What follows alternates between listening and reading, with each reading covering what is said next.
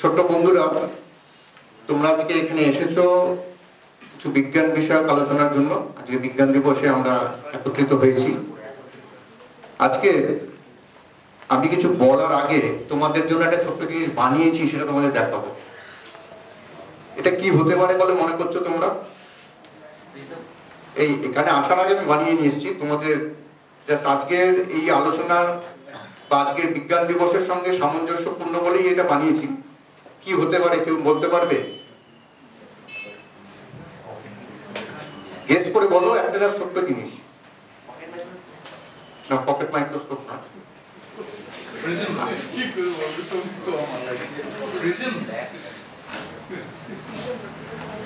আজকের এই আলোচনার সঙ্গে একটা লিংক আছে। হ্যাঁ, লেন্স না, যাকে আমি বলে দিচ্ছি, এটা একটা স্পেকট্রোস্কোপ। তোমরা স্পেকট্রোমিটার, স্পেকট্রোস্কোপি এই সমস্ত জিনিস শুনলে, যেটার জন্য সিভি রমন নোবেল প্রাইজ পেয়েছিলেন, যে আলোর তরঙ্গ দৈর্ঘ্যর সঙ্গে যে সম্পর্কযুক্ত যে ব্যাপারগুলো, তা সেইটা হাতে নাতে পরীক্ষা করার জন্য একটা ছোট্ট যন্ত্র আমি বানিয়েছি, এবং যেটা বানাতে 10 টাকারও কম খরচ।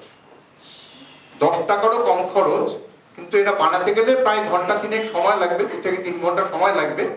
এবং এটা দিয়ে খুব নিখুঁতভাবে যে কোনো আলোর তার কি কি আছে স্পেকট্রামটা পুরো দেখা যাবে।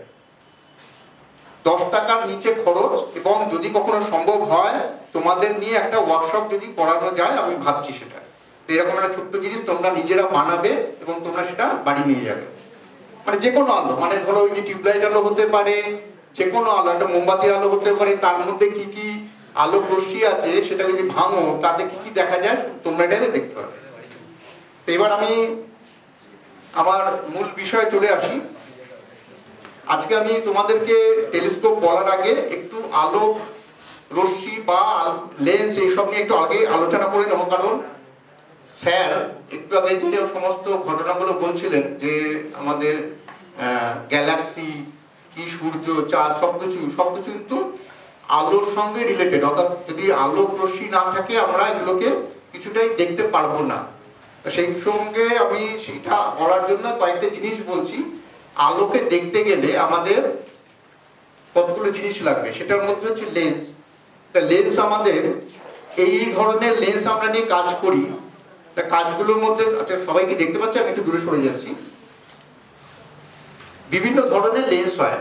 তা সেই লেন্সের গুলো চেঞ্জ করে, অর্থাৎ আমি কনভেক্স এবং কনকেভ লেন্সকে আমি চেঞ্জ করে আমি বিভিন্ন রকমের লেন্স বানাই। এই লেন্সগুলো সব কাজেই লাগে। মানে আমি যদি শুধু টেলিস্কোপ বলবো না, আমরা ধরো ক্যামেরা ব্যবহার করি, কি যে কোনো অপটিক্যাল, যে সামনে তোমাদের প্রজেক্টর রয়েছে তাতেও লেন্স রয়েছে, সবকিছুর মধ্যে লেন্স রয়েছে। সুতরাং এই সবগুলো লেন্সকে মিলিয়ে কিন্তু আমরা কাজ করি। তা সেই কাজগুলোর কম্বিনেশনগুলো আমি এখানে দেখিয়েছি, অত এখন মুখস্থ রাখতে হবে না, তোমাদেরকে পরে শিখতে পারবে। নেক্সট আসছি কনভেক্স লেন্স। আমরা কনভেক্স লেন্স কখন বলবো? যখন আলোক রশ্মি, আমি একদম শুদ্ধ বাংলায় বলছি, আলোক রশ্মি যাচ্ছে একটা জায়গায় এসে মিলিত হয়ে যাচ্ছে। সেই মিলিত হয়ে গেল, সেই জায়গাটাকে বলবো ফোকাল পয়েন্ট, আর লেন্স থেকে তার দূরত্বটাকে বলবো ফোকাল লেন্থ। সবাই এটা তোমরা জানো, জাস্ট একটু ঝালিয়ে নিচ্ছি, কারণ তোমরা সবাই তো 9 বা 10 এগুলো সব পড়েছো। এরপরে হচ্ছে কনকেভ লেন্স। আমরা একটু আগে কনভেক্স লেন্স বললাম। কনকেভ লেন্স, সেখানে কি হচ্ছে, সমান্তরাল আলোক রশ্মি যাচ্ছে ও দূরে সরে যাচ্ছে। তাহলে আমি কি করে ফোকাল লেন্থ মাপবো? আমি উল্টো দিকে টেনে দিলাম, এই লাইনটাকে আমি উল্টো দিকে টেনে দিলাম। তাহলে যেখানটা মিট করলো, তাহলে এইখান থেকে শুরু করে এই ডিসটেন্সটাকে আমি বলবো ফোকাল লেন্থ, বা এই পয়েন্টটাকে বলবো আমি ফোকাল পয়েন্ট। ক্লিয়ার?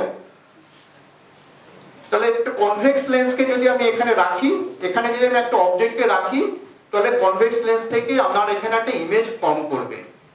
তাহলে এইখানে হচ্ছে ফোকাল পয়েন্ট, আর এটা হচ্ছে অবজেক্ট। তাহলে এখানে আমার ইমেজটা ফর্ম করলো। এই যে ইমেজ ফর্ম করলো, এরপরে আমার স্বাভাবিকভাবে আসতে পারে যে ইমেজ কত ধরনের। তো ইমেজ হচ্ছে দুটো ধরনের। একটা হচ্ছে রিয়েল ইমেজ। সেই রিয়েল ইমেজ কি? আমি পর্দা, এটা যে পর্দা, এখান থেকে পর্দায় ইমেজটা করেছি, এটা হচ্ছে রিয়েল ইমেজ। আর ভার্চুয়াল ইমেজ কোনটা? যেটাকে আমি পর্দায় ফেলতে পারছি না, যেটা আমি কনকেভ লেন্সে দেখিয়েছি, সেটা হচ্ছে ভার্চুয়াল ইমেজ। দুটোরই দরকার আছে আমাদের কাজের জন্য। এটা হচ্ছে কনকেভ লেন্সে, যেটা তোমাদেরকে দেখাচ্ছিলাম একটু আগে। সেই কনকেভ লেন্সে গিয়ে আমাদের এখানে পড়লো ফোকাল পয়েন্টে, এইখানটা। তাহলে আমি এখান দিয়ে করলে আমার এটা হচ্ছে ফোকাল লেন্থ। নেক্সট আসছি মিরর। আমরা তো লেন্স দিয়ে তো দেখলাম, লেন্স দিয়ে দেখলাম যে আমার ইমেজ পড়ছে। মিরর দিয়ে কি পড়ে কি? মিরর দিয়ে নিশ্চয়ই পড়বে। মিররটা অবতল হতে হবে। এই অবতল মিররে আমি যদি এখানে একটা অবজেক্ট রাখি, তাহলে আমার এখানে একটা উল্টো ইমেজ আমি এখানে ফেলতে পারি। সেটা কোথায় পড়বে সেটা আমি এখন ওই ক্যালকুলেশনে যাচ্ছি না, আজকে অঙ্কের থেকে একটু দূরে থাকছি, তোমাদেরকে আনন্দটা মাটি হয়ে যাবে। এবারে লেন্সের কিছু ত্রুটি আছে। আমি লেন্স ব্যবহার করলে তার কিছু ত্রুটি হয়। কি ত্রুটি? প্রথম ত্রুটি সেটা হচ্ছে স্ফেরিক্যাল অ্যাবারেশন। তো কিরকম ব্যাপার? তুমি একটা লেন্স নিয়েছো, একটা ইমেজ ফর্ম করেছো, তুমি দেখবে যে তোমার মাঝের যে অংশটা, পুরো ছবির মাঝের অংশটা দেখবে পরিষ্কার, আর সাইডগুলো ঝাপসা হয়ে গেছে। এটা খুব কমন। এটা সেইটাকে বলা হচ্ছে স্ফেরিক্যাল অ্যাবারেশন। আরেকটা কমন মানে খুব বেশি হয় সেটা হচ্ছে ক্রোমাটিক অ্যাবারেশন, যেটা একটা লেন্সের সবচেয়ে বেশি মানে কি বলবো ত্রুটি, সেটা হচ্ছে ক্রোমাটিক অ্যাবারেশন। সেটা কি? আলোক রশ্মি যাচ্ছে, একটা আলোক রশ্মির মধ্যে তো অনেকগুলো কালার মিশে রয়েছে, সেটা কি করছে বিভিন্ন রঙে ভেঙে যাচ্ছে। তো সেইটা হচ্ছে ক্রোমাটিক অ্যাবারেশন। আর বাকিগুলো যেগুলো আছে অ্যাস্টিগম্যাটিজম, এগুলো আমাদের পরবর্তী কাজে এগুলো অতটা দরকার লাগে না। যা সংক্ষেপে বলে দিচ্ছি, অ্যাস্টিগম্যাটিক যারা তোমার দেখবে চশমা পড়ছো, ডাক্তারবাবু লিখে দেয় কারো স্ফেরিক্যাল পাওয়ার, কারো দেখবে সিলিন্ড্রিক্যাল পাওয়ার লিখে দিয়েছে। সিলিন্ড্রিক্যাল পাওয়ার কিরকম? ওই অ্যাস্টিগম্যাটিজম ব্যাপার। অর্থাৎ আমি একটা চাঁদকে, ধরো পূর্ণিমা চাঁদ, গোল দেখার কথা কিন্তু গোল দেখছি না, একটু ইলিপ্টিক্যাল হয়ে গেল, সেটা হচ্ছে আমার অ্যাস্টিগম্যাটিজম। সেটাকে ঠিক করতে গেলে যেদিকে ওপর নিচ হয়ে গেছে সেদিকটা চেপে দিতে হবে। তোমার যে লেন্সটা দেওয়া হচ্ছে চশমা, সেটা ওপর নিচে যেটা বেড়ে গেছে সেটাকে চেপে দেওয়া হচ্ছে। এছাড়া বাকিগুলো আছে, ওগুলো এখন অত ডিটেলস আমি আলোচনা করছি না। এই যে তোমাদেরকে বলছিলাম যে ক্রোমাটিক অ্যাবারেশন, তুমি দেখো উপরের যে লেন্সের ছবিটা রয়েছে, অর্থাৎ সাদা আলোক রশ্মি যাচ্ছে, এখানে রঙে ভেঙে গেছে, এখানে তিনটে বেসিক কালার দিয়ে দেখানো হয়েছে, রঙে ভেঙে গেছে। এইটাকে ঠিক করার জন্যই ক্রোমাটিক লেন্স ইউজ করা হয়। অ্যাক্রোমাটিক লেন্স, অ্যাক্রোমাটিক লেন্সে কি করা হয়? দুটো ধরনের লেন্স লাগে। একটা হচ্ছে তোমার পজিটিভ লেন্স বা কনভেক্স লেন্স, আর একটা হচ্ছে কনকেভ লেন্স। যেটা কনভেক্স লেন্স, তার মিউ যেটা, সেই মিউ এর ভ্যালুটা হবে কম, অর্থাৎ ধরো 1.51 এরকম হবে। আর যেটা কনকেভ লেন্স যেটা বানানো হবে, যেটা এটা হবে হাই ইন্ডেক্স লেন্স, অর্থাৎ সেটাতে মানে সেটা ক্যালকুলেট করে বার করতে হবে কত দরকার, সেই 1.68 কি যেরকম দরকার আমার ক্যালকুলেশন বেরোবে, সেটা আমি ব্যবহার করবো। এই সব মিলিয়ে আমার আলটিমেটলি যেটা হবে, তাতে করে দেখা যায় দুটো ছবির মধ্যে পার্থক্য দেখানো হয়েছে যে এইগুলো যে ছেড়ে ছেড়ে গেছে, এটা একদম কাছাকাছি চলে এসেছে, কিন্তু তাতেও সম্পূর্ণ হচ্ছে না। তার জন্য কি করা হলো, অ্যাক্রোমাটিক লেন্সে এই যে যেগুলো তোমাকে দেখাচ্ছি, তারপরে এই যে রয়েছে এটা একটু ডিটেইলস দেখানো হচ্ছে। এখানে যদি আমি সেন্সর লাগাই, তাহলে দেখা যাবে অনেকটা কাছাকাছি চলে এসেছে, অর্থাৎ এই আলোক রশ্মি যেটা পুরো মানে চারিদিকে ছড়িয়ে যাচ্ছিল, সেটা অনেকটা কাছাকাছি চলে এসেছে। নেক্সট আসছে অ্যাপোক্রোমাটিক। অ্যাপোক্রোমাটিকে দুটো জায়গায় তিনটে আমরা এলিমেন্ট ইউজ করি। তিনটে এলিমেন্টকে আমরা একটা কনভেক্স লেন্স, আবার একটা কনকেভ লেন্স, আবার একটা কনভেক্স লেন্স, এবং তিনটেই ফোকাল রেডিয়াস অফ কার্ভেচার একই হবে। মানে রেডিয়াস অফ কার্ভেচারের ব্যাপার আছে, একটু যা সংক্ষেপে বলে দিই। এখানে যে একটা লেন্স রয়েছে, তার যে রেডিয়াস অফ কার্ভেচার হবে, এখানে যে লেন্সটা রয়েছে তার রেডিয়াস অফ কার্ভেচার একদম হুবহু একই হতে হবে, নড়া হবে না। ঠিক সেরকম ভাবে এইটারও যে রেডিয়াস অফ কার্ভেচার আর এইটার রেডিয়াস অফ কার্ভেচার একই হতে পারে। এই জন্যই একটা লেন্স বানানো কিন্তু অনেক কঠিন। লেন্স ছোট বানানো যায়, বড় বানাতে গেলে অনেক জটিল ব্যাপার হয়ে যায়। এরপর আমি চলে আসি যে এই যে এতক্ষণ ধরে আমাদের আগে যিনি স্যার বলছিলেন যে টেলিস্কোপ দিয়ে আমরা অনেক কিছু দেখেছি, তা আমরা এবারে টেলিস্কোপের গোড়ার কথায় চলে যাই। আবিষ্কারটা কি করে বলবো, কিভাবে একটা যে কোনো আবিষ্কারের পিছনে তো কিছু একটা কারণ লুকিয়ে থাকে। কারণটা এরকমই হয়েছিল যে 1608 সালে একটা ঘটনা বলি। নেদারল্যান্ডে দুটো বাচ্চা ছেলে, এই তাদের বয়সী 9-10 বছরের বাচ্চা, ওরা খেলা করছিল রাস্তায়। খেলতে খেলতে হঠাৎ কি খেয়াল হলো, একটা চশমার দোকানে, একটা গ্লাস চশমার দোকানে ওরা ঢুকে পড়ে। ঢুকে পড়ে চশমা দেখছে অনেকগুলো কাজ টাজ পড়ে আছে, তো ওদের খুব উৎসাহ লাগে। তো ওরা এইগুলো নিয়ে ঘাটাঘাটি করছিল, ওটাই খেলছিল বাচ্চা দুটো। খেলতে খেলতে হঠাৎ কি হলো, ওদের মনে হলো যে হাতে করে লেন্সগুলো ধরি। এবার লেন্সগুলো ধরে একটা বাচ্চার লেন্সটা ধরেছে, আরেকটা বাচ্চা লেন্স দিয়ে দেখছে। হঠাৎ করে দেখলো যে রাস্তার ওপারে কিছু জিনিসকে অনেকটা কাছে মনে হচ্ছে। ওরা বারবার আবার ওইটা করছে, আবার খুব মজা পাচ্ছে। তো ওইভাবে ওরা খেলছিল, খেলতে খেলতে যখন খেলা শেষ হয়ে গেল তখন কি করবে, ওরা দোকানের যে মালিক, দোকানের মালিককে বললো যে এরকম একটা মজার খেলা খেলেছি, মানে ওরা যেখানে খেলা হিসাবেই ওটাকে মালিককে জানাতে গেল। সে মালিকটা কে ছিল জানো? মালিক ছিলেন হ্যান্স লিপার্সি। তো উনি ব্যাপারটা দেখলেন বাচ্চাদের থেকে, দেখে তো ওনার কাছে সত্যি অদ্ভুত লাগতো। উনি এত লেন্স বানাচ্ছেন, কিন্তু ওনার কাছে তো ব্যাপারটা কখনো ওইভাবে দেখেননি যে ওইভাবে একটা কনভেক্স লেন্স আর কনকেভ লেন্স দিলে দূরেরটাকে কাছে দেখাচ্ছে। এটা উনি এখনই ভেবেই দেখেন বা করেননি। তো ওনার কাছে ব্যাপারটা খুব মানে বেশ মনে দাগ কাটলো। তো বাচ্চা দুটো আছে। তারপরে উনি ঠিক করলেন, আচ্ছা এতে কি কোনো যন্ত্র বানানো যেতে পারে। উনি কি করলেন, একটা পিচবোর্ড দিয়ে একটা পাইপ বানালেন। তো পাইপ বানিয়ে একদিকে একটা কনভেক্স লেন্স আর একদিকে একটা কনভেক্স লেন্সকে আঠা দিয়ে আটকে দিলেন। আঠা দিয়ে আটকে দিয়ে এবার দেখছেন বা কি সুন্দর দেখা যাচ্ছে, দুটো জিনিস দেখা যাচ্ছে। তো এইভাবে উনি করলেন, করার পরে উনি এবার ভাবলেন যেটা তো আমি আবিষ্কার করেছি, মানে একটা পিচবোর্ড পাইপ, পিচবোর্ডে যে পাইপ বানিয়েছেন, একদিকে একটা কনভেক্স লেন্সকে আঠা দিয়ে আটকেছেন আর একটা কনকেভ লেন্সকে আঠা দিয়ে আটকেছেন। করে তারপর উনি ভাবলেন এটা তাহলে আমি একটা পেটেন্ট করি। তো পেটেন্ট করে উনি এটাকে নিয়ে একটা ছবি টবি এঁকে একটা পেটেন্ট অফিসে গিয়ে পেটেন্ট ফাইলিং করলেন। তো পেটেন্ট হবে কয়েকদিন পরে, তো পেটেন্ট অফিস থেকে ওনার কাছে একটা চিঠি হলো যে এটা তোমার এটা পেটেন্ট করানো যাবে না। তখন বলে কেন করা যাবে না? বলছে যে না, পেটেন্ট করতে গেলে তার কিছু নিয়ম কানুন আছে। সেই জিনিসটা এতটাই সহজ যে কেউ বানিয়ে ফেলতে পারবে, খালি একটা কাগজের একটা টিউব আর এদিকে গেলে সেদিকে গেলে, এটা কোনো পেটেন্ট হতে পারে না। পেটেন্ট হতে গেলে তার অনেক নিয়ম আছে, যেটা অনেকটা জটিল হতে হবে, যে তার মধ্যে জটিলতা থাকতে হবে, যে কেউ দেখলে বানিয়ে ফেলতে পারে। এটা কোনো কিছু আছে নাকি এর মধ্যে? কিছুই না, একটা লেন্স, দুটো লেন্স, এদিকে লেন্স সেদিকে লেন্স আর মাঝখানে একটা কাগজের টিউব। তো বাতিল হয়ে গেল, সেই নিয়ে অনেক ঝগড়াঝাটি হলো, অশান্তি হলো। উনি পেটেন্ট পেলেন না। তো অবশেষে ওইভাবে কিছু উনি বানিয়েছিলেন, বানিয়ে বেশ বিক্রি করলেন। এবারে এই খবরটা চারিদিকে ছড়িয়ে গেল, ছড়িয়ে এবারে খবরটাকে পৌঁছালো গ্যালিলিওর কাছে। গ্যালিলিও একটা যন্ত্র ওরকম কিনলেন, কিনে এবারে উনি কি করলেন, জিনিসটা দেখলেন, সেটা যেটা আগে বললাম 1608 সালে ঘটনা। এবার গ্যালিলিওর কাছে পৌঁছালো 1611 সালে। 1611 সালে গ্যালিলিওর কাছে যখন পৌঁছালো, গ্যালিলিও দেখলেন যে সবই তো ঠিক হয়েছে, জিনিসটা ভালোই হয়েছে, কিন্তু একটু পরিবর্তন করার দরকার। তো পরিবর্তনটা কি? উনি দেখলেন যে যেটা বানানো হয়েছে সেটাতে সাপোজ একটা দূরের নির্দিষ্ট দূরের জিনিসকে দেখা যাচ্ছে, কি কাছে কেউ দেখতে একটু অসুবিধা হচ্ছে, তার দূরে কেউ দেখতে অসুবিধা হচ্ছে, কারণ ফোকাসিং এর কোনো অ্যারেঞ্জমেন্ট উনি করেননি। তো উনি কি করলেন, দুটো পার্টে ভেঙে দিলেন।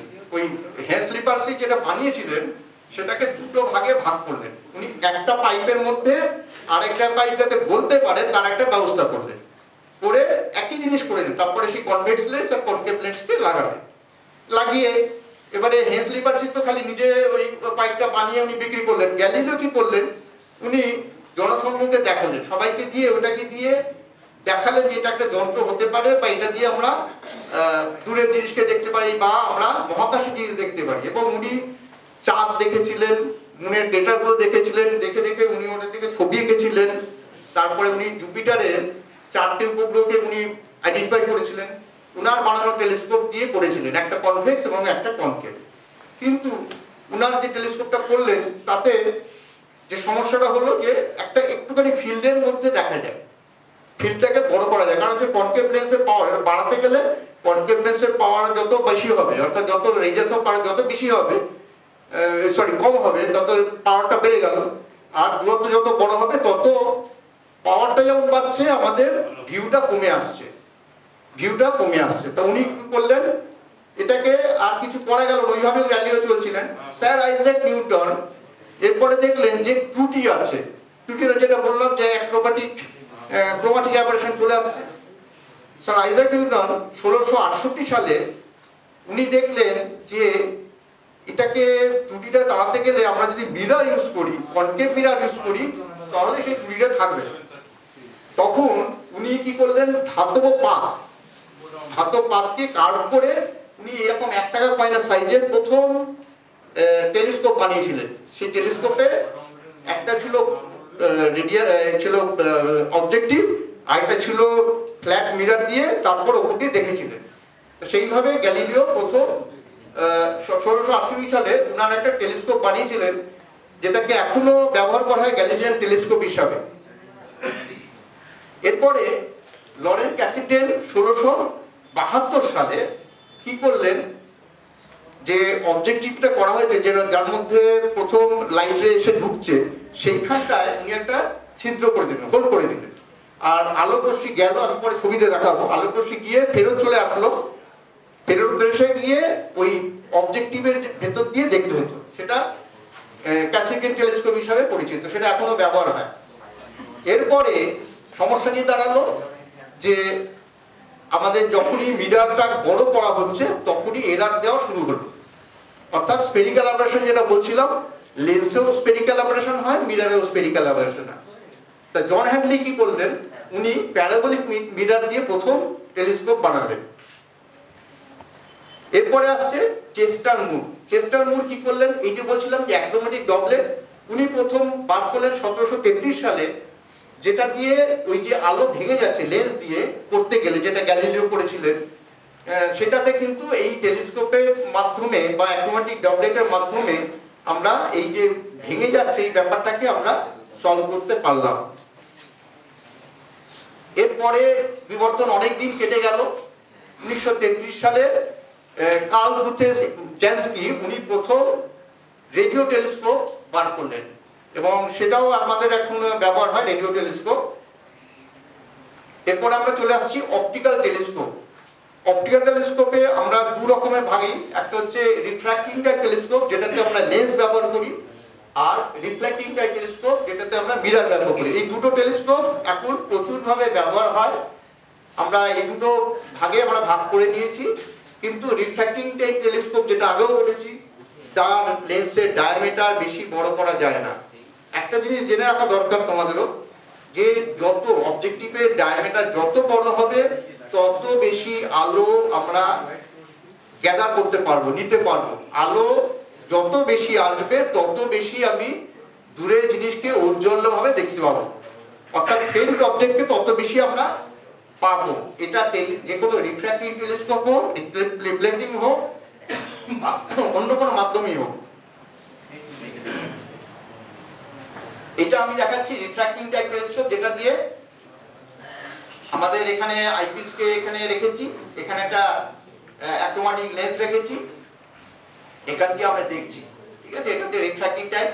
রিফ্লেক্টিং এ কি করা হচ্ছে, এখান থেকে আলোক রশ্মি ঢুকছে, ঢুকে এখানে একটা মিরর রয়েছে, এই মিররের অবতল দর্পণ, এখান থেকে এসে এখানে আবার ফ্ল্যাট মিরর রয়েছে, ফ্ল্যাট মিরর এসে এখানে বেরিয়ে গেল। এই যে ফ্ল্যাট মিরর কথাটা বলছি, এই ফ্ল্যাট মিরর কিন্তু আমরা বাড়িতে যে আয়না ব্যবহার করি সেই আয়না নয়। ফ্ল্যাট মানে একদম অপটিক্যালি ফ্ল্যাট হতে হবে এবং তার কোটিংটা বাইরের দিকে থাকবে। আর এই যে ক্যাটাডাইপ্টিক যেটা বললাম সেটা হচ্ছে ক্যাসিডিয়ান টেলিস্কোপে, এখান দিয়ে আমরা দেখছি, অর্থাৎ এই বলছিলাম একটা ছিদ্র করা হয়েছে, এই অবজেক্টিভে এখানে ছিদ্র হয়েছে, এখানে আইপিসকে রাখা হয়েছে, আলোক রশ্মি এখান দিয়ে ঢুকছে, ঢুকে এখানে গেল, এখানে গিয়ে আবার এখান দিয়ে বেরিয়ে গেল। এই টেলিস্কোপের সুবিধা আছে কি, আমার টেলিস্কোপকে আমি ছোট করতে পারি, লেন্সটাকে ছোট করতে পারি। অসুবিধাটা কি, অসুবিধা হচ্ছে সামনের কিছুটা অংশ আমার অকুপাই করে দিচ্ছে, এই জায়গাটা আমার ঢাকা পড়ে যাচ্ছে, সেটা এটাতেও হচ্ছে কিন্তু এটা একটু বেশি হচ্ছে। সুতরাং সবকিছুরই সুবিধা অসুবিধা, এটার মধ্যে কি, এটার মধ্যে কোনো অসুবিধা নেই, কোনো ঢাকা নেই, কিন্তু অসুবিধা কি, এইটা বানানো অসুবিধা, এটা বেশি বড় করতে পারবো না। আমি পরে এই নিয়ে আরো একটু দেখাবো পরে। এটা রিফ্র্যাক্টিং টেলিস্কোপে কি করে হয় তার আমি একটা রে গ্রাফিং বুঝিয়েছি, যেখানে ফাইনাল ইমেজটা এখানে তৈরি হচ্ছে, আলোক রশ্মি এখানে আসছে, এসে এখানে গেল, এখানে আইপিসে দেখে আমরা এখানে ফাইনাল ইমেজকে আমরা এখানে দেখছি। টেলিস্কোপে প্রধান কতগুলো জিনিস লাগবে একটা টেলিস্কোপে, তার মধ্যে লাগবে কি অবজেক্টিভ। বিনা অবজেক্টিভে আর টেলিস্কোপ তৈরি হবে না। প্রথম দরকার অবজেক্টিভ, সেটা লেন্স হোক, মিরর হোক, আমার অবজেক্টিভ লাগবে। আর কি লাগবে, আইপিস, যেটা আমার চোখের সামনে থাকবে সেটাকে হচ্ছে আইপিস। তাহলে মাঝখানে কি হলো, বডি টিউব। বডি টিউবটা মাঝখানে থাকবে, যার ভেতর দিকে আলো ঢুকবে, তারপরে ও অবজেক্টিভে গেল, তারপরে চোখের কাছে এসে পৌঁছালো আইপিস এর মাধ্যমে। এক্সটেন্ডেড টিউব, যেটা গ্যালিলিয়ান টেলিস্কোপে করেছিলাম, যে একটার মধ্যে একটা ঢুকছে বেরোচ্ছে, that is the extended tube. Focusing arrangement, focusing arrangement আমার বিভিন্ন রকম হতে পারে। নরমালি যেটা করা হয় সেটা হচ্ছে র্যাক এন্ড পিনিয়ন সিস্টেমে আমার ফোকাসিং সিস্টেমটা করা হয়। সেটা এখনো র্যাক এন্ড পিনিয়ন হচ্ছে একটা নব ঘোরাবো, ওখানে র্যাক থাকে, একটা পিনিয়ন থাকে, তাহলে কি হচ্ছে পুরো টিউবটা উপর নিচ করবে। এরপর হচ্ছে ফাইন্ডার টেলিস্কোপ। একটা টেলিস্কোপ, সাপোজ টেলিস্কোপটা 100 টাইমস ম্যাগনিফিকেশন করছে, তা আমি দূরে আমি দেখতে পাচ্ছি চাঁদ রয়েছে, আমি টেলিস্কোপে ফোকাসিং করে কিছুতেই চাঁদকে আমি আনতেই পারবো না যতক্ষণ না পর্যন্ত তাকে লোকেট করবো। কে লোকেট করে দেবে? এই ফাইন্ডার টেলিস্কোপ লোকেট করে দেবে। ফাইন্ডার টেলিস্কোপের সঙ্গে মেইন টেলিস্কোপে অ্যালাইন করে নিতে হয় আগে। আমি দূরের কোনো জিনিসকে দেখবার আগে ফাইন্ডার টেলিস্কোপের সঙ্গে মেইন টেলিস্কোপের অ্যালাইনমেন্টটা আগে করে নিতে হবে। রাত্রেবেলা আকাশে দেখার আগে এইটা খুব জরুরি। তাহলে ফাইন্ডার টেলিস্কোপের কাজ হচ্ছে ও খুব অল্প magnification, or magnification 5x to 7x এরকম ম্যাগনিফিকেশন, বেশি ম্যাগনিফিকেশন হবে না। নেক্সট হচ্ছে মাউন্ট। আমি টেলিস্কোপটা কার উপরে বসাবো সেটা হচ্ছে আমার মাউন্ট। তারপরে হচ্ছে ফাইনালি পড়ে গেল স্ট্যান্ড। এই জিনিসগুলো ছাড়া একটা টেলিস্কোপ কখনোই হবে না। যতগুলো জিনিস বললাম এইগুলো হচ্ছে মিনিমাম রিকোয়ারমেন্ট, এর ছাড়া আরো কিছু হতে পারে, সেগুলো আলাদা। এটা হচ্ছে গ্যালিলিয়ান টেলিস্কোপ, যেটা বলছিলাম একটা পাইপের মধ্যে আরেকটা পাইপ ঢুকে গেছে, এবং যারা প্রজ্ঞানন্দ স্কুলে কাজটা করেছে তারা কিছুটা এটা সঙ্গে মিল আছে, কিন্তু গ্যালিলিয়ান টেলিস্কোপের যে অসুবিধাটা বলছিলাম যে আমরা ফিল্ড অফ ভিউটা অনেক ছোট, যে কারণে ওটা বেশি আর ব্যবহার হয়নি, ওটা প্রচলনটা চলে গেছে। তাই এরপরে যেটা হয়েছে সেখানে আমাদের কনভেক্স লেন্স এখানে লাগানো হচ্ছে, অর্থাৎ আইপিস হিসাবে এখানে লাগাতে হবে, তাহলে আমি ফিল্ড অফ ভিউটাকে বেশি পাবো। এটা রিফ্লেক্টিং টেলিস্কোপের আমি ছবিটা একটু দেখালাম আগে, যেটা হয়ে গেছে। এটা আমার তৈরি করা একটা বড় টেলিস্কোপের ছবি, এখানে দেখতে পাচ্ছেন। এটা বিশাল একটা রয়েছে, এখানে মিরারটা রয়েছে, এখানটা ফ্ল্যাট মিরার রয়েছে, এখানটাতে আইপিস রয়েছে, আর এটা হচ্ছে আমার ফাইন্ডার টেলিস্কোপ। নেক্সট আসি ক্যাসিগেট টেলিস্কোপে। ক্যাসিগেট টেলিস্কোপে এখান থেকে আলো রশ্মি ঢুকছে, এখানে এসে এখানে আবার একটা কনভেক্স মিরার রয়েছে, কনভেক্স মিরার দিয়ে আবার এখানে চলে আসছে, আমরা দেখছি এখানে চোখে। এখানে রয়েছে ফোকাসিং নবটা, যেটা দিয়ে আমি মিরারটাকে হালকা করে কম বেশি করে আমি ফোকাসিং নবটা করতে পারবো। এবারে হিউম্যান আইটা একটু না বললে হয়, কারণ আমরা সবকিছু তো চোখ দিয়ে দেখছি। তুমি আমাকে দেখছো, আমি তোমাকে দেখতে পাচ্ছি, সব তো চোখে দেখতে পাচ্ছি। সুতরাং টেলিস্কোপে বিশ্বব্রহ্মাণ্ড যাই দেখি, চোখ যদি না থাকে আমরা কিছুই দেখতে পাবো না। সুতরাং আমাদের হিউম্যান আইটা একটু যা জেনে নেওয়া দরকার আছে। হিউম্যান আইয়ের মধ্যে যে বিশেষ জিনিসটা, কেন এটা দেখাচ্ছি, এই যে একটু আগে বলছিলাম যে অ্যাক্রোমাটিক বা অ্যাপোক্রোমাটিক যে ব্যাপারগুলো বলছিলাম, আমাদের প্রকৃতিতে চোখটা সৃষ্টি হয়েছে সেই বিচার করে। আমরা কিন্তু কখনো, যাদের নর্মালি আমরা দেখি, আমরা কিন্তু কোনো কালারে ভেঙে যে আমি টিউবলাইটটাকে দেখছি, কখনো দেখছি না যে উপরে লাল নিচে বেগুনি, এরকম কখনো দেখছি না। তার কারণটা কি? আমাদের চোখের মধ্যে, আমরা যখন জন্মেছি আমাদের চোখের মধ্যে, এটা হচ্ছে আমাদের লেন্সটা, এর মধ্যে দেখো কতগুলো লাইন দেখতে পাচ্ছ তোমরা, ঈশ্বরীয় লাইন রয়েছে।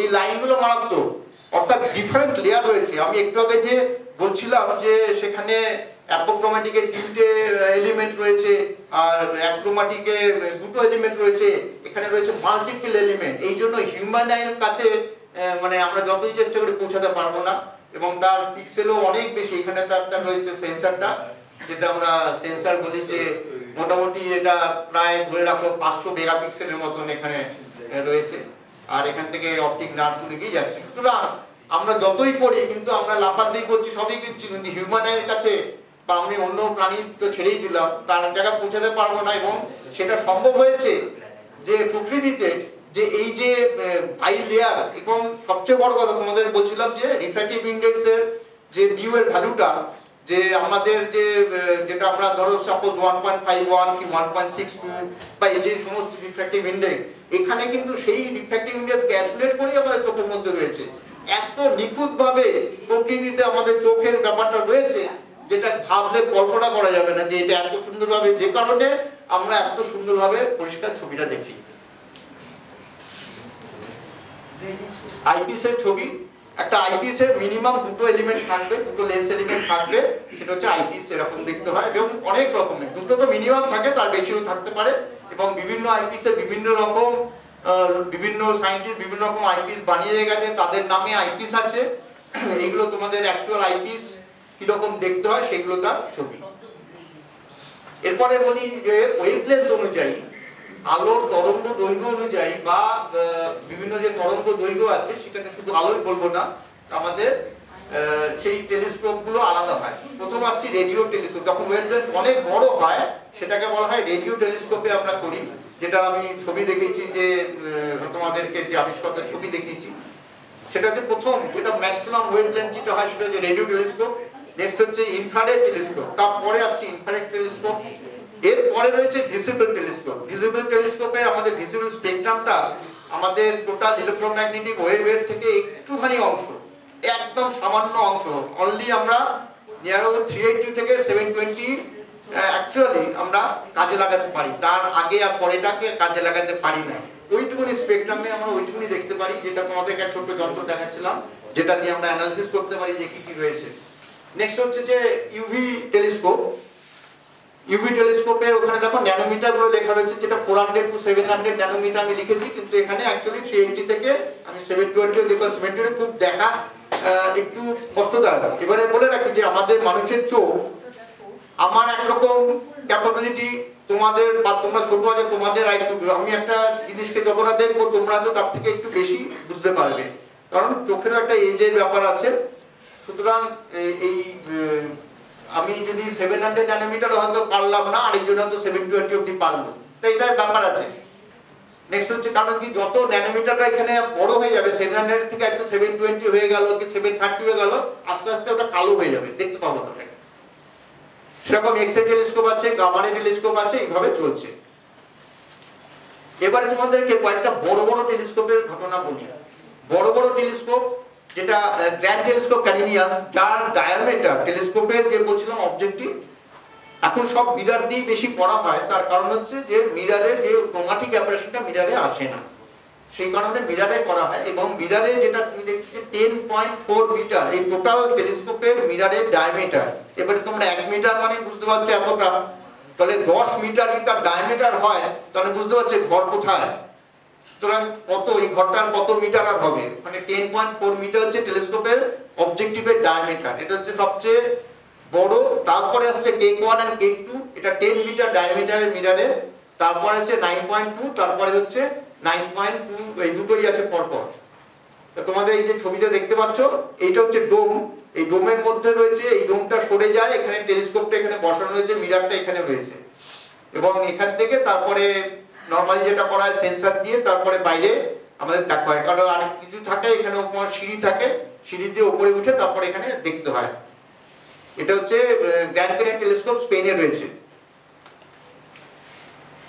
K1 আর K2 খুব বিখ্যাত। এটা মোটামুটি দুটো পাশাপাশি করা হয়েছে, এবং যেখানে ওই 10 মিটার ডায়ামিটারের মিরার দুটো রয়েছে এখানে পাহাড়ের উপরে। আরেকটা জিনিস বলি, যে কোনো টেলিস্কোপ আমাদের সমতল জায়গায় করা হয় না, তার কারণ হচ্ছে আমাদের পলিউশন ফ্রি দরকার। টেলিস্কোপের যেটা প্রধান দরকার, কোনো ধুলোবালি, আমাদের এখানে আমরা বি কলেজের সামনে কখনো বড় টেলিস্কোপ লাগাতেই পারবো না। একটা হচ্ছে পলিউশনের এফেক্ট, তারপরে হচ্ছে তোমার লাইটের এফেক্ট। আকাশে যদি আলো থাকে টেলিস্কোপ কাজ করবে না, কারণ অন্য লাইটে কি হবে, ওখানে অসুবিধা সৃষ্টি করে আমরা মূল অবজেক্টে দেখতে পাবো না। যত বেশি মানে একদম টোটাল ডার্ক হতে হবে, এর জন্য এটাকে এরকম একটা আইসোলেটেড প্লেসে যে কোনো একটা বড় টেলিস্কোপে সেট করা হয়। এটা 9.2 মিটার ডায়ামিটারের টেলিস্কোপের ছবি। টেলিস্কোপ মানে ভেতরে টেলিস্কোপ রয়েছে, ডোমটার ছবি দেখাচ্ছে অবজারভেটরি। এটাকে দেখো এখানে খোলা রয়েছে, সামনে এটা ডোমটা যদি খোলা থাকে তো এখানে রয়েছে মিরারটা। এবার একটা জিনিস বলে রাখি, এই মিরার গুলো কিন্তু একটা সিঙ্গেল মিরার হয় না, মিরার গুলো হেক্সাগোনাল শেপের হয়, এবং পরপর এমন ভাবে বসা থাকে এবং তাকে অ্যালাইন করতে হয় যে একটা নিয়ে টোটাল মিলিয়ে আমার যাতে আসে, সেইভাবে আমাদের টেলিস্কোপ গুলোকে করা হয়। এটা তোমরা সবাই নামটা শুনেছো, হাবল স্পেস টেলিস্কোপ, যেটা মহাকাশে ঘুরছে। সেই টেলিস্কোপের এইটা হচ্ছে মেইন টেলিস্কোপটা, হাবল স্পেস টেলিস্কোপ। আর এখানে দুটো উইংস রয়েছে, একটা সোলার প্যানেল রয়েছে, যেখান থেকে ওরা মানে টেলিস্কোপটা আমাদেরকে বিভিন্ন রকম ছবি তুলে পাঠাতে পারে। আর একটু আগে যেটা আলোচনা হচ্ছিল জেমস ওয়েব স্পেস টেলিস্কোপ, যেটা এখানে দেখো ভালো করে লক্ষ্য করে দেখো, এখানে হেক্সাগোনাল শেপের অনেকগুলো মিরার রয়েছে, পরপর মিরারগুলো রয়েছে। সেই মিরারে আমরা এগুলো পরপর এমন ভাবে অ্যালাইন করা থাকে, শুধু যদি সমতল ভাবে মিরারগুলো বসে তাহলে আবার হবে না। এই যে এটা মিরারগুলো সমতল ভাবে যদি একটা জায়গায় পরপর যদি পেতে দিই তাহলে কিন্তু কাজটা আমার হবে না। সেই জন্যই আমার পুরো কার্ভটা এমন ভাবে হবে, মিরারের যে কার্ভেচার তার সঙ্গে যেন এটা ম্যাচ করে, সেইভাবে আমার মিরারগুলো সেট করা থাকে।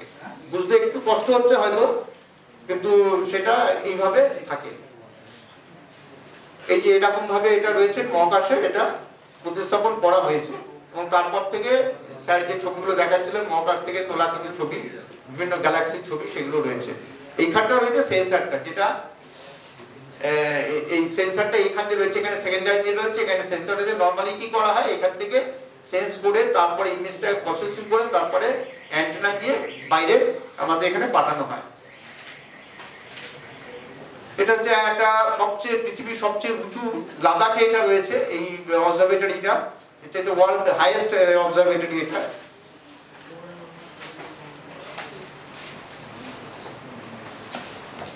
এটা একটা বলি যে আমরা এতক্ষণ তো মিটার দিয়ে বলেছি, আমরা যে বলছিলাম যে লেন্সের অসুবিধা, এই লেন্সের অসুবিধার জন্য সবচেয়ে বড় লেন্স দিয়ে তৈরি টেলিস্কোপ যেটা রয়েছে সেটা মানে আমরা যদি ডায়ামিটার দেখি সেটা মাত্র 49.21 ইঞ্চেস।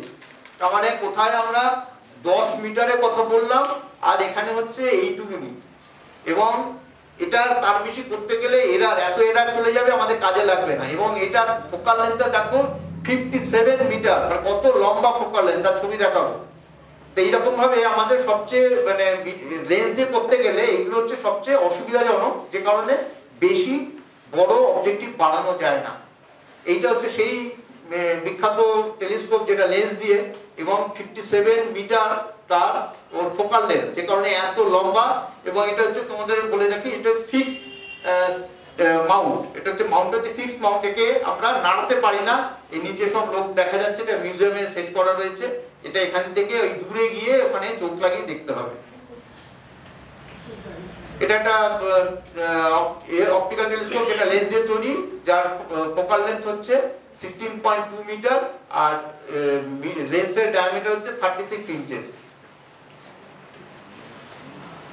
একটা টেলিস্কোপ তৈরি করা হয়েছে যার মিররের ডায়ামিটার হবে 30 মিটার। সেটা শুরু করা হয়েছে অনেক বছর আগে, কিন্তু ওখানে লোকজন, এটা হাওয়াইতে তৈরি হচ্ছে এবং ওখানকার লোকজন এটাতে ভীষণ রকম আপত্তি জানিয়েছে। তাদের বক্তব্য হচ্ছে তারা এই কাজটার মধ্যে যুক্ত হবে। ওরা এটা বোঝে না যে একটা টেলিস্কোপ তৈরি করার পিছনে কতটা তার দক্ষতা, কতটা মাথা লাগে, সেটা তারা জানে না। লোকাল লোক তারা হামলা শুরু করেছে যে আমরা এই কাজটাতে যুক্ত হবে, এখানে আমরা কাজ করব। কিন্তু সেটা নিয়ে কাজটা আটকে দিয়েছিল, আবার কাজটা আবার শুরু করার পরিকল্পনা হচ্ছে। এবং সেই সময় ভারত সরকার থেকে ঠিক করা হয়েছে, এখানে পৃথিবীর অনেক বড় বড় দেশ রয়েছে, ভারত সরকার থেকে ঠিক করা হয়েছে যে টেলিস্কোপ বাড়াতে গেলে যত হাজার কোটি টাকা খরচা পড়বে সেটা 1/10 খরচা ভারত সরকার দেবে। 1.1/10 মানে 10 ভাগের 1 ভাগ খরচ ভারত সরকার বিয়ার করবে। এটা লিখেছিল এবং সেটা কাগজের কাটিংটা এই যে সেটা, এটা হচ্ছে সেই কাগজের নিউজপেপারের কাটিংটা। নেক্সট হচ্ছে আমার একটা আবিষ্কার আছে, যেটা সুপার টেলিস্কোপ, যেটা এখন যে টেলিস্কোপ গুলো বললাম সেটা ছাড়া অন্য এক ধরনের একটা টেলিস্কোপের মিরারকে বানাতে গেলে অনেক ঘষে গ্রাইন্ডিং করে প্রসেস করে তারপর তাকে পলিশিং করে তারপর তার উপরে কোটিং করে তারপরে এরার হলে সেটাকে আবার নতুন করে করা, এইভাবে করতে হয়। তাই এই সমস্ত যাতে না করতে হয় তার জন্য আমার অন্য একটা আবিষ্কার, যেটা আন্তর্জাতিক স্বীকৃতি পেয়েছে এবং বিশাল বড় মাপের টেলিস্কোপ এটা দিয়ে বানানো সম্ভব হবে।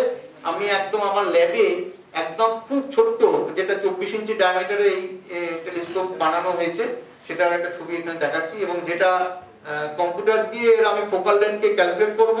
এবং এটা দিয়ে যেটা অন্য আজ অব্দি করা যায়নি, সেটা হচ্ছে যে দূরের কোনো জিনিসে আমার ফোকাল লেন্থ যদি আমি চেঞ্জ করতে হয়, এই টেলিস্কোপের সেই ক্ষমতা থাকে, আমি ফোকাল লেন্থ চেঞ্জ করতে পারবো বা ম্যাগনিফিকেশনও চেঞ্জ করতে পারবো। এটা কম্পিউটারের থ্রুতেও করা যেতে পারে বা একটা অন্য কোনো মেথড, ম্যানুয়াল মেথডেও করা যেতে পারে। এটা হচ্ছে রেডিও টেলিস্কোপে কি করে কাজ করে। তোমরা বাড়িতে সবাই ডিশ অ্যান্টেনা দেখেছো, ডিশ অ্যান্টেনার মতন যেরকম দেখতে হয় ওরকমই রেডিও টেলিস্কোপ হয়, আকারে বিশাল বড় বড় হয়। এগুলো সব রেডিও টেলিস্কোপে, বিশাল রেডিও টেলিস্কোপ। কারণ একটা জিনিস মজার ব্যাপার হচ্ছে, রেডিও টেলিস্কোপে এমনি অপটিক্যাল টেলিস্কোপে যেটা অ্যাকুরেসি প্রচন্ড ইম্পর্টেন্ট, যেখানে রেডিয়াস অফ কার্ভেচার ভীষণ ইম্পর্টেন্ট, রেডিও টেলিস্কোপে এইসবের কোনো ব্যাপারই নেই। রেডিও তুমি অপটিক্যাল টেলিস্কোপে হাত লাগলে, আঙ্গুলে ছাপ লাগলে তোমার ডিস্টরশন চলে আসবে, যেটা রেডিও টেলিস্কোপে হয় না। রেডিও টেলিস্কোপে খোলা আকাশের নিচে পড়ে থাকলে তাতে ধুলোবালি পড়ুক, গাছের পাতা পড়ুক, কিচ্ছু আসে যায় না। তোমার দেখেছো তো বাড়িতে টি-শার্টের উপরে তো কাক পটি করে চলে যায়, পরে টিভি পিকচারে কিছু ডিস্টরশন আসে না তো। সেম কেস রেডিও টেলিস্কোপ হবে। এটা পৃথিবীর মধ্যে সবচেয়ে বড় রেডিও টেলিস্কোপ, 305 মিটার ডায়ামিটার। বুঝতে পারছো কত হতে পারে? 305 মিটার, প্রায় ধরে নাও 1/2 কিলোমিটার ডায়ামিটার। একটা সিঙ্গেল তোমার টেলিস্কোপের এটা ডায়ামিটারটা এইটা, এবং উপরে সেন্সর রয়েছে। সেই সেন্সর থেকে এখানে সিগন্যালটাকে গ্যাদার করা হয়, তারপরে তার প্রসেসিং হয়। এটা আমার টেলিস্কোপ দিয়ে তোলা কিছু চাঁদের ছবি, এগুলো আমাদেরকে দেখাচ্ছি। এগুলো চাঁদের মুন ক্রেটার। Thank you. ঠিক আছে,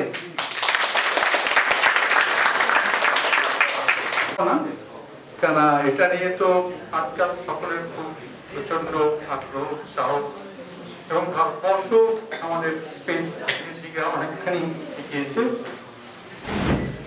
এখন বলতে গেলে পৃথিবীর মধ্যে এখন একটি বিশেষ দেশ হিসেবে ভারতবর্ষ উঠে এসছে।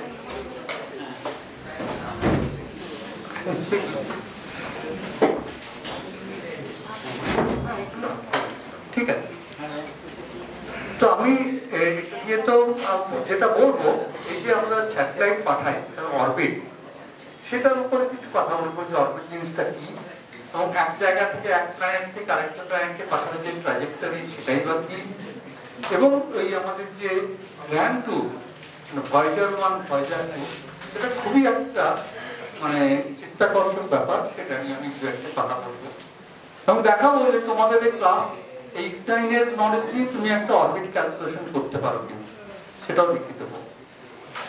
যে আমাদের সমস্ত কিছু স্পেসে গেলে পরে তারা 3টে ল ওবে করে, তোমরা জানো। একটা হচ্ছে law of inertia of motion, মানে কোনো একটা জিনিসকে ছেড়ে দিলে সেটা সেই দিকেই চলতে থাকবে, এটা তোমরা জানো। আর একটা হচ্ছে গিয়ে ফোর্স অ্যাক্সিলারেশন ল, আর একটা হচ্ছে গ্র্যাভিটেশন বিটুইন টু বডিজ। এটা হচ্ছে কি, তোমরা জানো একটা জিনিসকে যদি এফ ফোর্স দাও তাহলে তার অ্যাক্সিলারেশন কত হয়, F is equal to M A. এই লটা তোমরা জানো। আরেকটা হচ্ছে দুটো বস্তু পরস্পর আকর্ষণ করে, সেই আকর্ষণ করার ফোর্স, যেটা ফোর্সকে তোমার বল বা কিছু একটা বলা হতো, আমি ঠিক বাংলায় বলতে পারবো না, আমি ফোর্স ব্যবহার করবো। সেটা হচ্ছে কি জি একটা কনস্ট্যান্ট, দুটো মাসের product divided by R square. এই 3টে জিনিস আমাদের খেয়াল রাখতে হবে। সমস্ত কিছু কিন্তু এই 3টে জিনিস উপরে নির্ভর করে। একটা according to the first law, একটা জিনিসকে তুমি যদি পুশ করে দাও, এটা কন্টিনিউ করবে সেই ডিরেকশনে, স্ট্রেট লাইনে, যতক্ষণ না তুমি ওটাকে থামাবে। সেকেন্ড লটা কি বলে, যদি এফ ফোর্স দাও তাহলে সেটা অ্যাক্সিলারেট করবে কি হবে না M A, force equal to M A. আর দুটো অবজেক্ট কিভাবে অ্যাট্রাক্ট করে ফোর্সটা, জি ইনটু দুটো অবজেক্টের mass product by R square. The planets under the gravitational attraction of the sun, প্রত্যেকটা কিন্তু সানকে রিভলভ করছে, because they are under the influence of the sun's attractive gravity. All the planets are moving around the sun under the influence of gravitational attraction. Same is the case with the moons of the planet. এটা হচ্ছে Jupiter. জুপিটারের অনেক moon আছে, সেগুলো দেখো সব they are all circling the Jupiter. এবার আমরা পৃথিবীর স্যাটেলাইট আর্টিফিশিয়াল স্যাটেলাইট নানা রকমের হয়। আমি এখানে 3 রকমের দেখিয়েছি। একটা হচ্ছে গিয়ে পোলার, যেটা হচ্ছে তোমার পোলার অরবিট। পোলার অরবিট মানে কি, নর্থ পোল সাউথ পোল দিয়ে যায়, এবং এটা অরবিট করছে এইভাবে, সেটাকে বলে পোলার অরবিট। আরেকটা হচ্ছে গিয়ে জিওসিনক্রোনাস বা জিওস্টেশনারি, সেটা নিরক্ষরেখার উপরে অনেক দূরে সার্কেলে তারা অরবিট করে, সেটা হচ্ছে জিওস্টেশনারি। আমি আসবো একটু পরে এগুলো নিয়ে। আরেকটা হচ্ছে সান স্টেশনারি, সান সিনক্রোনাস, সেটাও সবসময় সূর্যের দিক থেকে একই রকম ডিরেকশনে সেটাকে রাখে। এই প্রধানত 3 ধরনের অরবিটে আমরা করি, আরো নানা রকমের আছে, কিন্তু এইগুলো হচ্ছে কি সবচেয়ে আমি বলবো চিত্তাকর্ষক এবং গুরুত্বপূর্ণ। এই যে বললাম পোলার অরবিট, সেটা দিয়ে কি করা হয়? ইমেজিং করা হয়। কিভাবে করা হয়? স্যাটেলাইটটা তোমার যাচ্ছে, যেতে হয়তো তোমার লাগে 1.5 ঘন্টা, প্রতি 1.5 ঘন্টা একবার করে তাপ দিচ্ছে, কিন্তু সেই 1.5 ঘন্টায় পৃথিবী একটু একটু করে ঘুরছে, পৃথিবী তো তার অক্ষের চতুর্দিকে ঘুরছে। কাজে প্রথম একটা পাসের সময় সে যেটা ছবিটা তুললো, পরের বার যখন আমার এখন এলো তখন পৃথিবীটা ঘুরে গেছে, তার পাশের জায়গাটা ছবি তুললো। এই করে সমস্ত পৃথিবীর ইমেজিং করার জন্য কিন্তু এই পোলার অরবিট গুলো, পোলার স্যাটেলাইট গুলো সবচেয়ে বেশি কাজে লাগে সব ধরনের ম্যাপিং এ। কারণ এটা এইভাবে চক্কর কাটছে, ছবি তুলছে সমানে, আর পৃথিবী একটু একটু করে ঘুরে যাচ্ছে সমানে। কাজে পুরো পৃথিবীর সারফেসটা ছবি ওইভাবে তুলতে পারে। এগুলো ম্যাপিং এর জন্য, ইমেজিং এর জন্য এই ধরনের স্যাটেলাইট গুলো বেশি ব্যবহার করা হয়। আরেকটি যে জিও স্টেশনারি, জিও স্টেশনারি স্যাটেলাইটটা খুবই ইন্টারেস্টিং। ওটা কি করা হয়? পৃথিবীর নিরক্ষরেখার বহু উপরে, প্রায় তোমার 35,786 কিলোমিটার দূরে আর্থ সারফেস থেকে। অত দূরে রেখে কি হয়, এটার অরবিটিং স্পিডটা হচ্ছে গিয়ে ঠিক 24 ঘন্টা। তাহলে পৃথিবীর 24 ঘন্টা লাগছে, ওটাও ঠিক 24 ঘন্টা লাগছে। তাহলে কি ফলটা হলো, যে এটাকে তোমার পৃথিবীর ঠিক একটা জায়গার উপরই সবসময় দেখা যাবে। এইভাবে এগুলো হচ্ছে সবচেয়ে বেশি কাজে লাগে কমিউনিকেশন। এবং তার মানে আমি এখানে যদি দেখবি, এর জন্য এখানে সমস্ত জায়গাটা আস্তে আস্তে ভর্তি হয়ে যাচ্ছে। কারণ একটা জিও স্টেশনারি স্যাটেলাইটকে, তার জন্য একটাই মাত্র অরবিট আছে, সেটাকে নিরক্ষরেখার উপরে উঠতে হবে এবং 35,786 কিলোমিটার উপরে হতে হবে। কাজেই সমস্ত কমিউনিকেশন স্যাটেলাইট গুলো এর উপরেই থাকে।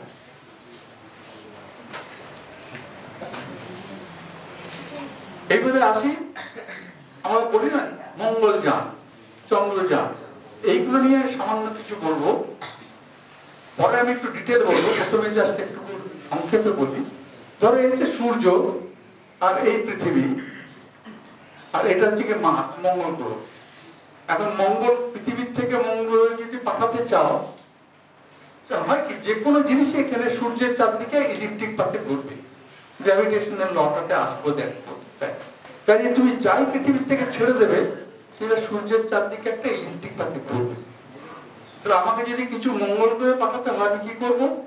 এটা এমন ভাবে ছাড়বো এদিকে একটু বেশি এনার্জি দিয়ে, যেটা পৃথিবীর অরবিট যেটা ছিল তার থেকে একটু বেরিয়ে গেল। যত বড় অরবিট হবে তত বেশি এনার্জি হবে, একটু বেরিয়ে গেল, এবং সেটা মঙ্গল গ্রহের এখানে যখন টাচ করলো, সময়টা এমন ভাবে ক্যালকুলেট করতে হবে যে যে সময়টা এখানে গেল ঠিক সেই সময় মার্সটাও ঠিক এখানে এসে গেল। কাজে লঞ্চিং এর টাইমে মার্স এখানে আছে, আর অ্যারাইভেলটা এখানে আর তখন অত দূরে চলে গেছে। এবং সেটা যখন এখানে গেল, এটা যদি ট্যানজেনশিয়াল হয়, তার মানে এটা মার্সের অরবিটে সুন্দরভাবে ঢুকে যাবে। এটা যদি ক্রস করে বেরিয়ে যায়, তাহলে একটু অসুবিধা হয়, সেটাকে ক্যাপচার করতে অসুবিধা হয়। এখন এটা হচ্ছে সিম্পলেস্ট ব্যাপার, এত সিম্পলি হয় না জিনিসগুলো। আরেক ধরনের স্যাটেলাইট পাঠানো হয়, প্রথম দিকে করতো নাসা, সেটা থেকে সিঙ্গেল রাউন্ড কনস্ট্রিয়া আর কি। ধরো চাঁদের উল্টো দিকে ছবি তুলবে তুমি, তখন কি করা হতো? পৃথিবীর থেকে প্রথমে রাখা হয় একটা পার্কিং অরবিট, এখানে ঘুরছে, তারপরে একটা সুটেবল টাইমে এটাকে এখান থেকে আরেকটু এক্সট্রা পাম্প করে দেখলো, এটা বেরিয়ে গেল, বেরিয়ে গিয়ে চাঁদের পেছন দিক দিয়ে ঘুরে গিয়ে আবার চলে এলো। এটাকে বলা হয় a simple free return trajectory for a moon mission. The spacecraft goes round the moon and returns to the earth. In the early stages of space missions, such spacecraft were sent primarily to survey the lunar surface, including its unseen opposite side. এবারে এই যে তোমরা চন্দ্রযান, চন্দ্রযানটা কিভাবে গেছে? এটা হচ্ছে পৃথিবী, তো আর এটা হচ্ছে চাঁদ। আমি ডিটেলে আসবো। তোমরা একটা জিনিস তোমরা খবর কাগজে পড়েছো যে এই রাশিয়া পাঠালো, ইন্ডিয়া পাঠালো, ইন্ডিয়াটা পৌঁছতে অনেক সময় লাগলো, রাশিয়াটা খুব তাড়াতাড়ি চলে গেল, যদি পৌঁছতে পারলো না, ক্র্যাশ করতো। ব্যাপারটা হচ্ছে কি, ভারতবর্ষ যে ইসরোর প্রোগ্রামগুলো, তার সবচেয়ে বড় প্লাস পয়েন্ট যেটা, সেটা হচ্ছে এনার্জিটা এটা খুব কম লাগায়, যেন খরচা খুব কম হয়। কিভাবে সেটা করে সেটাই কি আমি আসছি। সেটা করে কি, প্রথমে একটা অরবিটে পাঠানো হলো, আবার যখন এটা এদিকে ঘুরে এলো তখন গ্র্যাভিটি অ্যাসিস বলে একটা জিনিস হয়, সেটাতে আমি ডিটেলে দেখাবো। গ্র্যাভিটি অ্যাসিস মানে একটা প্ল্যানেট যাচ্ছে, তার কাছাকাছি গিয়ে একটা উপগ্রহ তার খানিকটা স্পিড বাড়িয়ে নিল, প্রত্যেকে খানিকটা মোমেন্টাম নিয়ে। এই করে গ্র্যাভিটি অ্যাসিস করে হলো কি, একটু এক্সট্রা এনার্জি পেয়ে গিয়ে এখানে চলে এলো, আবার যখন এখানে এলো আবার একটু এনার্জি পেয়ে গেল মহিমার থেকে, তার ডিরেকশন গুলো ঠিক অ্যাডজাস্ট করে আমি দেখাবো সেটা, আর একটু বড় হলো, এই করে এটা বাড়তে লাগলো, বাড়তে বাড়তে বাড়তে বাড়তে যথেষ্ট বড় হলো যখন, তখন এটা এইদিকে চলে গেল, একটু কিছুটা বাঁক করতে হলে চলে গেল।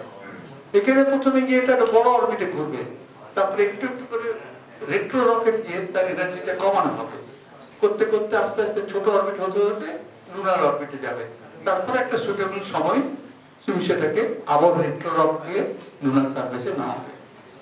এই হচ্ছে ব্যাপারটা। সেই জন্য সময়টা আমাদের অনেক বেশি লাগে, কিন্তু আমরা এনার্জি খরচা করি অনেক কম। একটা পোলার পিএসএলভি রকেট দিয়ে আমরা মঙ্গল গ্রহে পাঠিয়ে দিয়েছি, যেটা নাসা ভাবতেই পারে না। এটা হচ্ছে কি তোমার মার্স মিশন, যে মঙ্গলযান যেটা ছিল সেটাতেও ঠিক তাই করেছিলাম। এই গ্র্যাভিটি অ্যাসিস্ট করে করে অনেক এনার্জি পাম্প করে দেওয়া হলো, কোনো এক্সট্রা কোনো ফুয়েল ছাড়াই। আমরা প্রত্যেকবার যখন আর্থের কাছে আসছি, ওই আর্থের মোশনটার একটুকু নিয়ে নিচ্ছে, পিক আপ করছে, আবার একটুকু বাড়াচ্ছে করে আলটিমেটলি এটা মঙ্গল গ্রহের কাছে গেল। তো আমাদের যেটা করেছিল, মানে লঞ্চ করেছিল 35 নভেম্বর, তারপরে 30 নভেম্বর আর্থ থেকে বার করা হলো ওটাকে। ততদিন অবধি ওটা আস্তে আস্তে এনার্জি পিক আপ করছিল বাই গ্র্যাভিটি অ্যাসিস। তারপরে ওটা এখানে গেল, মার্চে পৌঁছলো 24 সেপ্টেম্বর 2014। তো এইটা ছিল আমাদের মঙ্গলযানের ক্ষেত্রে, সেক্ষেত্রে আমরা জানি আমরা গেছিলাম। এরপর আমি আসছি সায়েন্স বিহাইন্ড দিস। তোমরা বলতে পারো যে গ্র্যাভিটেশন মানে তো অ্যাট্রাকশন, একটা জিনিসকে আমি অ্যাট্রাক্ট করছি তো ঘুরছে কেন, এটা তো একটা প্রশ্ন। যে আমি যদি একটা জিনিসকে অ্যাট্রাক্ট করি তার ফলটা কি হবে, পড়ে যাবে সোজা, তা না করে তার ওয়াই দে আর রিভলভিং। সেইটাতে আসতে গেলে গ্যালিলিওর কাছে আমাদের যেতে হবে। গ্যালিলিওর একটা প্রথম দেখা, এটা তার আগে কারো ধারণা ছিল না, যে মোশনকে কম্পোজ করা যায়। আমি দুদিকের মোশন দুরকম দিয়ে একটা মোশন তৈরি করতে পারি। উনি প্রথম দেখালেন এই যে প্রজেক্টাইলটা আসলে দুটো মোশনের সমষ্টি। একটা হচ্ছে কি আমি এদিকে ছুটলাম, ওইভাবে সে কন্টিনিউয়াসলি চলবে, আর পৃথিবী অ্যাট্রাক্ট করছে বলে পৃথিবীর দিকেও নামবে, করে একটা ট্র্যাজেক্টরি ক্রিয়েট করে। উনি এক্সপেরিমেন্ট করলেন, তো গ্র্যাভিটিতে খুব কিছু ঝটপট পড়ে যায়, উনি সেটাকে একটা ইনক্লাইন প্লেনে করলেন। দেখলেন এই পার্টিকেলটাকে উনি এদিকে ছুড়লেন, ওটা এইভাবে পড়লো, আর এই ডিসটেন্স গুলো দিয়ে উনি দেখালেন যে এটা হচ্ছে গিয়ে পৃথিবীর গ্র্যাভিটেশনাল অ্যাট্রাকশনটাকে ওয়েজের জন্য করার জন্য তার স্ট্রেংথটা কমে গেছে। সেইভাবে তো দেখা গেল পরিষ্কার যে projectile is nothing but composition of two motion, একটা গ্র্যাভিটেশনাল ফল আর একটা ইউনিফর্ম ইনার্শিয়াল মোশন। এবং সেইটাকে ভিত্তি করে এটা হচ্ছে ওরা একটা বিরাট কন্ট্রিবিউশন। এবং উনি প্রজেক্টাইল এক্সপেরিমেন্টের দেখালেন, এবং এইটাকে দেখিয়েই আমাদের এই কম্পাউন্ডিং অফ মোশনটাকে ব্যবহার করে রবার্ট হুক, উনি নিউটনের চাইতে একটু সিনিয়র, এবং তার উপর নিউটন প্রচন্ড অত্যাচার করে গেছেন চিরকাল, এবং অত্যন্ত অন্যায় করেছেন রবার্ট হুকের প্রতি। তো উনি প্রথম দেখালেন যে শুধু যে অরবিট গুলো যে আসলে একটা nothing but a constant free fall due to gravitation combined with an inertial motion in the tangential direction. তার মানে কি হলো, যে এখানে tangential direction ছুটলাম কিন্তু একটু নিচের দিকে পড়লো, কাজে এটা এখানে না গিয়ে এখানে এলো। আবার এই যে tangential মোশনটা যেটা এইটা এটা মিলে যেটা হলো, সেটা এখানে না গিয়ে আরেকটু পড়লো। এমনি করে উনি দেখালেন রবার্ট হুক যে actually we are going around this central line. কাজে অরবিটটা হচ্ছে কি অ্যাকচুয়ালি প্রজেক্টাইল, কিন্তু প্রজেক্টাইলটা এমন যে ওটা মাটি টাচ করবে না, এমন জায়গায় ছুটছি ওটাও নামছে, মাটিটাও নেমে যাচ্ছে, কেন ওটা তো সার্কুলার গোলকাকার, সেইভাবে অরবিট করা হয়। তোমরা ক্যালকুলেট করতে পারো তুমি তাছাড়া কেপলাস থার্ড ল দিয়ে তুমি দেখিয়েছিলেন যে গ্র্যাভিটেশনাল ফোর্স ওই স্কোয়ার ইনভার্সলি স্কোয়ারলি প্রপোর্শনাল, সেটাও রবার্ট হুকের করা। অ্যাকচুয়ালি ধরো একটা very elementary model of orbit around আর্থ।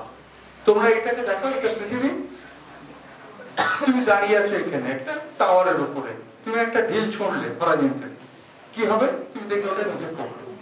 আরেকটু জোরে ছুঁড়লে, লালটা ধরো, আরেকটু দূরে পড়লো। তুমি আরেকটু জোরে ছুঁড়লে ওটা আরেকটু দূরে পড়লো। কিন্তু লক্ষ্য করে দেখো পৃথিবীটার সারফেসটা নেমে যাচ্ছে। তুমি যে আরেকটু জোরে ছোড়ো, তাহলে এটা তোমার পড়তেই পারছে, এটাও যাচ্ছে, পৃথিবীটা নিচে থেকে নেমে যাচ্ছে, করে ঘুরে চলে এলো। এটা হচ্ছে গল্প। তাহলে পরে তোমরা অরবিটের স্পিড খুব সহজেই ক্যালকুলেট করতে পারবে তোমরা ক্লাস 8 এর জিওমেট্রি দিয়ে। তোমরা এই করো এক্ষুনি, এই হচ্ছে আর্থ।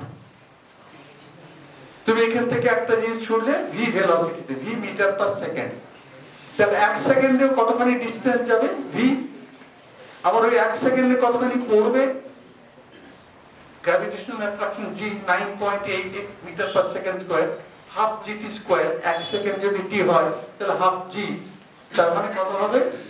অ্যাপ্রক্সিমেটলি 10^5। তাহলে এটা যদি ভি হয়, এটা হচ্ছে 5। এখন দেখতে হবে যে পৃথিবীর সারফেসটা ঠিক ততখানি পড়েছে কি। এবার কি করবে তোমরা? এটাকে একটা সেমি সার্কেল আঁকো, এবং এই যে 1 মিটারের এই 5 মিটার পড়লো, এখানে একটা পারপেন্ডিকুলার টেনে দাও। তাহলে তোমাদের জিওমেট্রি থেকে কি জানো? যে this into this is equal two V square. তাই তো পড়েছো তোমরা স্কুলে, ক্লাস 8ই করো বোধহয়, নাকি 9 এ? কোন ক্লাসে করেছো? 9 এ। তারপরে কি দাঁড়ালো? পড়েছো তো। তাহলে সিটা হচ্ছে ভি, 1 সেকেন্ডে কতখানি গেল, তাহলে ভি স্কয়ার হচ্ছে গিয়ে এসি ইনটু সিডি। আর সিভিটা কি? সিভিটা হচ্ছে ডায়ামিটার ডি মাইনাস এসি। এখন এসিটা এত ছোট, আমি এসি স্কয়ারটাকে বাদ দিয়ে দেবো, কারণ শুধু এসি ইনটু ডিটা রেখে দেবো। তাহলে সি স্কয়ার মানে যেটা ভি স্কয়ার হচ্ছে এসি ইনটু ডি, মানে 4.905 into D, 4.905 into 12.74 into 10⁶ meter square per second square. Hence V 7.91 kilometer per second. এটা হচ্ছে স্পিড পেয়ে গেল। মানে তুমি আর্থের সারফেসে একটা যদি ছোড়ো, অরবিটাল স্পিড হচ্ছে কি এত। তুমি ক্লাস 8 এর জিওমেট্রি থেকে বার করে ফেলতে পারো, তার পিরিয়ড কত হবে তাও বের করে ফেলতে পারো। এটি হচ্ছে রহস্য। এখন একটু জেনারেল এতে হচ্ছে কি, অরবিটাল শেপ কিন্তু হয়, একটা জিনিস যখন সেন্ট্রালি অ্যাট্রাক্টেড হচ্ছে, তার অরবিট ক্যান বি বাউন্ডেড, যেমন সার্কেল অথবা ellipse. But in some cases যদি এনার্জি খুব বেশি দিয়ে দাও, orbit can be unbounded, like a parabola or hyperbola. সে আর কখনোই ফিরে এলো, তুমি এত জোরে ছুড়লে যে তুমি আর ফিরে না, থাকে সে হাইপারবোলিক ট্র্যাজেক্টরিতে চলে গেল। আমার এক বন্ধু ছিলেন, আমরা উনি এলেই আমাদের একটু দাদা বলতাম তাকে, আমি নাম বলছি না কেন, এখানে জয়দীপ রয়েছে। উনি কিছু পেলেই, ভালো জিনিস কিছু দেখলেই সেটাকে নিয়ে চলে যেতেন, বই পত্র যাই হোক, ওকে দেখলেই সব লুকিয়ে ফেলা হতো, কেন দেখলেই হাইপারবোলিক ট্র্যাজেক্টরি, আর কখনো ফিরে আসবে না। যদি টোটাল এনার্জি যেটা হবে, এই যেটা বুঝছে, সেটা খুব সহজেই বার করা যায়। যদি মেজর অ্যাক্সিস যদি এ হয়,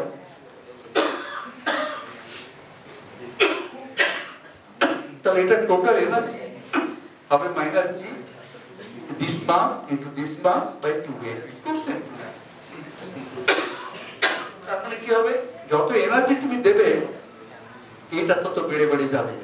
এই করে আমি অরবিট গুলোকে বড় করতে পারি এনার্জি পাম্প করে।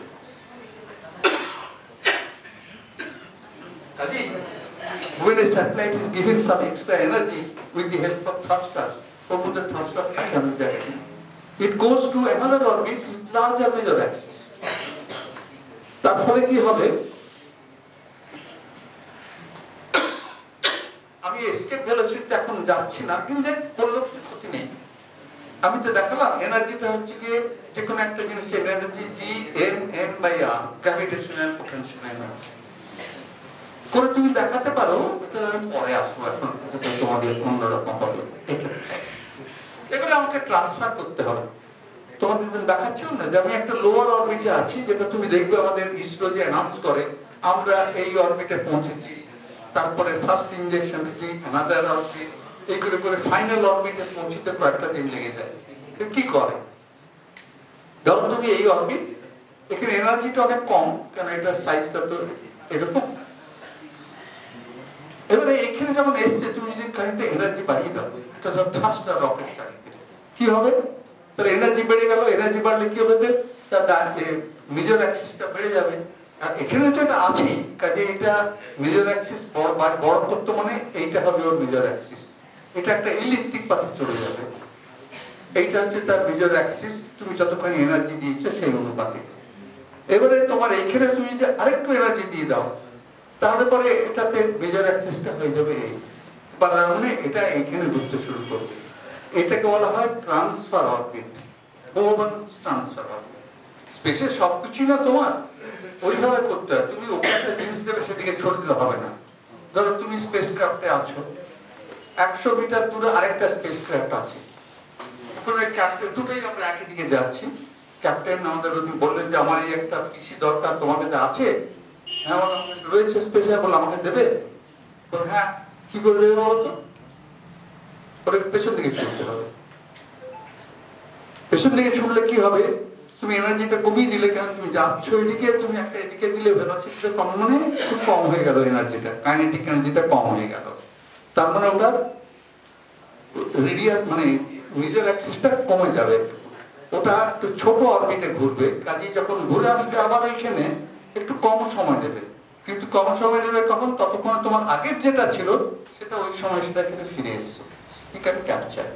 তুমি সামনের দিকে ছুটলে সে কখনোই পাবে না, কাজে গ্র্যাভিটেশনাল মেকানিক্সটা অনেকটাই কাউন্টার ইনটিউটিভ, যেটা ভাববে উল্টোটা হয়ে যাবে আর এইভাবে কিন্তু একটা অরবিট থেকে আরেকটা অরবিটে ট্রান্সফার করে ইউজিং দিস বোহমান ট্রান্সফার অরবিটস।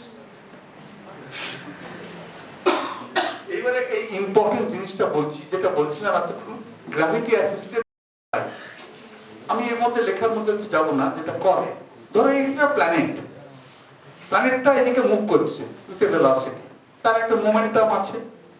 এবার ধরো একটা অরবিটে তুমি একটা স্পেসক্রাফট ছাড়লে, সেটা যখন এখানে এলো, এটা এদিকে যাচ্ছে আর এটা তার থেকে গ্র্যাভিটেশনাল অ্যাট্রাকশনের ফলে একটু এক্সট্রা ভেলোসিটি পেয়ে গেল, করে একটু বড় অরবিটে গেল, আবার যখন এটা এখানে এলো আবার একটু এক্সট্রা পেয়ে গেল, আর একটু বড় অরবিটে গেল, এমনি করে করে এই গ্র্যাভিটি অ্যাসিস্ট নিয়ে তুমি তাকে এনার্জি দিতে পারো।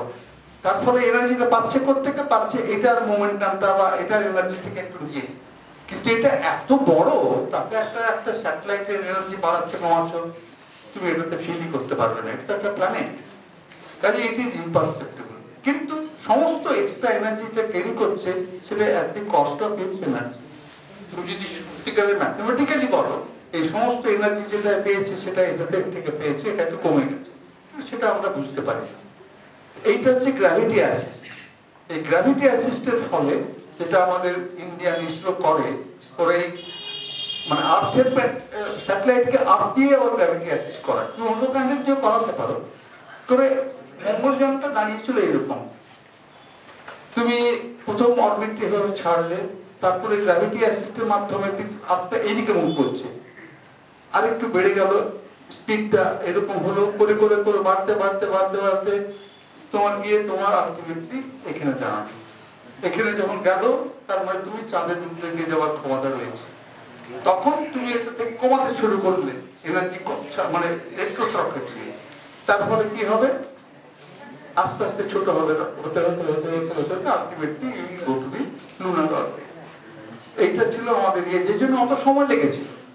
আর তুমি যদি সোজাসুজি স্ট্রেট ফরওয়ার্ড একটা ডাইরেক্ট ট্রান্সফার অরবিটে পাঠিয়ে দাও, খুব তাড়াতাড়ি পৌঁছে যাবে, কিন্তু প্রচুর রকেটের এনার্জি লাগে। সেজন্য দেখো cost of NASA Mars project যেটা পাঠিয়েছিল ওরা, ওদের কস্ট ছিল $671 মিলিয়ন। আর আমরা যে মঙ্গলযানটা পাঠিয়েছিলাম তাতে কস্ট ছিল $74 মিলিয়ন, মানে 1/9 দি কস্ট। সেই মেজর কস্টটাই ছিল গিয়ে because of this huge energy we have not used, we used gravity assist. এই গ্র্যাভিটি অ্যাসিস্টের সবচেয়ে ইন্টারেস্টিং এক্সাম্পল হচ্ছে গ্র্যান্ড 2। তোমাদের মনে পড়বে না কারণ তোমরা খুব ছোট। গ্র্যান্ড ট্যুরটা একটা ইউনিক মিশন বাই নাসা, যাতে দুটো স্পেস ক্রাফট ভয়েজার 1 ভয়েজার 2 তাদেরকে পাঠানো হয়েছিল to tour the whole solar system. মানে এখান থেকে যাবে Mars, Jupiter, Saturn, Uranus, Neptune করবে ভয়েজার 1 ভয়েজার 2 দুটো। সেটা দেখা গেল তাদের করতে গেলে যা এনার্জি লাগবে, যা সময় লাগবে ডাইরেক্টলি করতে গেলে, ও পারবে না। তখন সায়েন্টিস্টরা ক্যালকুলেট করে দেখলো যে 1977 সালের অগাস্টের শেষ থেকে সেপ্টেম্বরের প্রথম দিকটা পর্যন্ত সমস্ত প্ল্যানেটগুলো একটা এমন অ্যালাইনমেন্টে আছে যে তুমি পৃথিবীর থেকে ছেড়ে কোনো এক্সট্রা প্রপালশন সিস্টেম দিলে না, শুধু প্রত্যেকটা প্ল্যানেটে টাচ করে করে গ্র্যাভিটি অ্যাসিস্ট করে করে it will go and pick up everything and it will transfer. তো সেটাই এখানে দেখানো হয়েছে ভয়েজার 2 টাকে, যেটা এই অ্যালাইনমেন্টটা সম্ভব অনলি ওয়ান্স ইন 176 ইয়ার্স। এবং লাকিলি মানে আমাদের কপাল গুণে এটা 1977 সালে ছিল। এরপরে আসবে আবার কতদিন পর তো বুঝতেই পারছো। কাজেই ওটাকে ব্যবহার করে নাসায় ছেড়েছিল দুটো, 20 অগাস্ট 77 সালে ভয়েজার 2, আর তার কয়েকদিন পরেই ভয়েজার 1 কে ছাড়া হয়েছিল 5 সেপ্টেম্বর। দুটোর একটু অন্য অবজেক্ট ছিল। Voyager 2 was supposed to cover all the planets, আর ভয়েজার 1টা বোধহয় জুপিটারের পরেই বোধহয় বা স্যাটার্নের পরেই এর পারপেন্ডিকুলার ডিরেকশনে বেরিয়ে চলে গেছিল। সেটা দেখবো আমরা। তো যেটা হলো এই গ্র্যাভিটি অ্যাসিস্ট নিয়ে Voyager 2 reach Neptune within 12 years. আর আমরা যদি এমনি ডাইরেক্টলি এটাকে ইউজ না করে ডাইরেক্টলি পাঠাতাম তাহলে লাগতো 30 বছর। তার মানে 2007 সালে পৌঁছতো। আর whereas it reached in 89. Both Voyagers are now headed for the interstellar space and has reached a distance of more than 20.4 billion kilometers from the sun. The solar system's outer boundary is considered to be at about 20 billion. তার মানে এটা আমাদের solar সিস্টেমের boundary কাছে পৌঁছে যাবে, কিন্তু just বেরিয়ে গেছে। ওদের ট্র্যাজেক্টরি ছিল এরকম। 20 অগাস্ট ছাড়া হলো ভয়েজার 2, প্রথম গেল জুপিটার, মেজর জুপিটারে গেল, একটু ফ্লাই বাই করলো, এনার্জি পেয়ে গেল, চলে এলো স্যাটার্নে, সেটা পৌঁছলো 12 নভেম্বর 1980, আবার একটু এক্সট্রা এনার্জি পেলো, আবার চলে গেল। ইউরেনাসে পৌঁছলো 24 জানুয়ারি 1986, আবার একটু এক্সট্রা এনার্জি পেলো, চলে গেল নেপচুনে, পৌঁছলো 25 অগাস্ট 1989। তাহলে 12 বছরের মধ্যে এটা আসলে পৌঁছে গেল, তারপরে বেরিয়ে গেল। তেমনি ভয়েজার 1টাকে গেল, ওটা কিন্তু তোমার এই জুপিটার স্যাটার্নের পরে ওটা একটা অ্যাঙ্গুলার ডিসটেন্স মানে একটা পারপেন্ডিকুলার প্লেনে চলে গেছিল। ওটাকে করাই হয়েছিল এইভাবে to go out of the solar system. এখন তুমি যদি ভয়েজার 2 কে দেখতে চাও তুমি দেখতে পারো। এটা আছে এখন ভয়েজার 2 পজিশন ইন কনস্টেলেশন পাবো অন 24th of February 2024, মানে এই গত শনিবার, at a distance of 20.4 billion kilometers from the Earth. এটা হচ্ছে কি পাবো, আর এটা হচ্ছে ভয়েজার 2 লোকেশনটা। আর এই দুটো হচ্ছে কি যে একটা ওভারঅল পিকচার, যে ভয়েজার 2 এরকম পজিশনে আছে এখন, আর ভয়েজার 1টা বেরিয়ে গেছে জুপিটার স্যাটার্ন থেকে বেরিয়ে গেছে ভয়েজার 1। আর এইটা হচ্ছে কি সোলার সিস্টেমের বাউন্ডারি ধরা হয় এটাকে বলে ট্রানজিশন শক। সেটা এখনো জানা নেই যে সোলার উইন্ডটা যাচ্ছে এদিকে, তো তারপরে যখন রেডি হয়ে যাবে going completely out of the solar system Interstellar স্পেসে, সেখানে ঠিক কি হবে এখনো জানা নেই। এবং কেউ ভেবেছিল বোধহয় জানা যাবে না, কিন্তু লাকিলি ভয়েজার 2 কিন্তু অনেক সিগন্যাল এখনো পাঠাচ্ছে, সেগুলো আমরা পাচ্ছি। That is something amazing. সেই 77 সালে ছাড়া হয়েছে, এখনো সিগন্যাল পাঠিয়ে যাচ্ছে, এবং সেটা পাচ্ছি কত দূর থেকে না, প্রায় 21 বিলিয়ন লাইট ইয়ার কিলোমিটার থেকে দূরে। এবং তার থেকে অনেক নতুন তথ্য বেড়ে আসছে। বিশেষ করে কি বলা হয়েছে, একটা সোলার উইন্ডের সোলার সিস্টেমটা তো চলেছে এতে আমাদের স্পেসের থ্রু দিয়ে 200 কিলোমিটার পার সেকেন্ড, তারপরে একটা শকওয়েভ থাকতে পারে, সেগুলো নিয়ে এখন গবেষণা হচ্ছে। কিন্তু it has gone out of the solar system more or less. তো আমাদের aerospace sector is growing very fast, সেটা তোমরা জানো। অলরেডি 110 প্রাইভেট সেক্টর, 110 স্টার্টআপস আছে এরোস্পেস ইন্ডাস্ট্রির জন্য, প্রাইভেট সেক্টরে 110 স্টার্টআপস। And currently এটাকে ধরা হয় একটা top country in space related activity, and it is expected to grow at a much faster rate, and the opportunities will be unlimited for all of you. But one has to develop a very strong capability in various fields of real engineering, not IT only. And science is also very important to develop ability in space science and technology.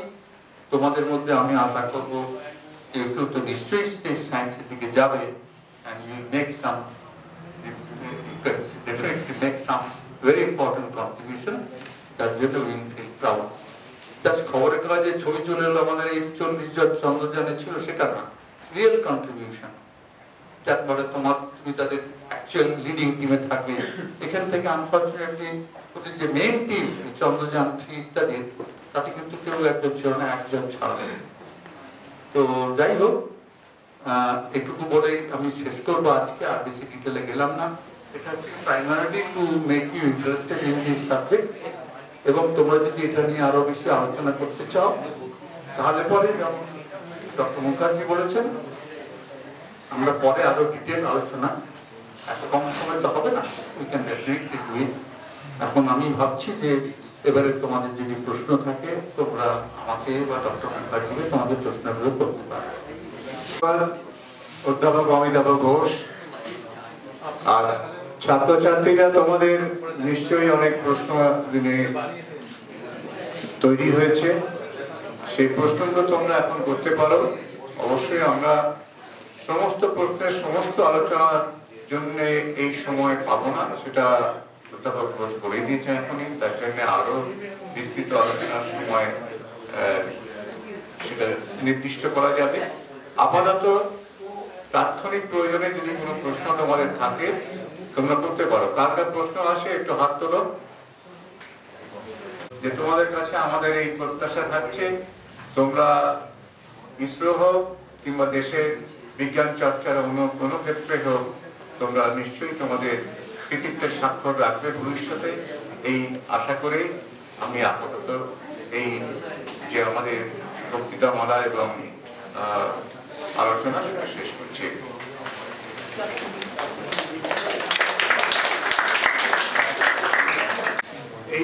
এই শেষ পর্বটির জন্য আমি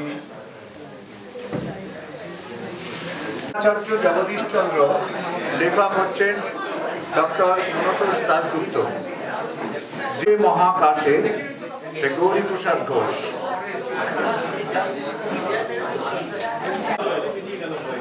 উপরে হাত দিয়ে চেপে নেবে।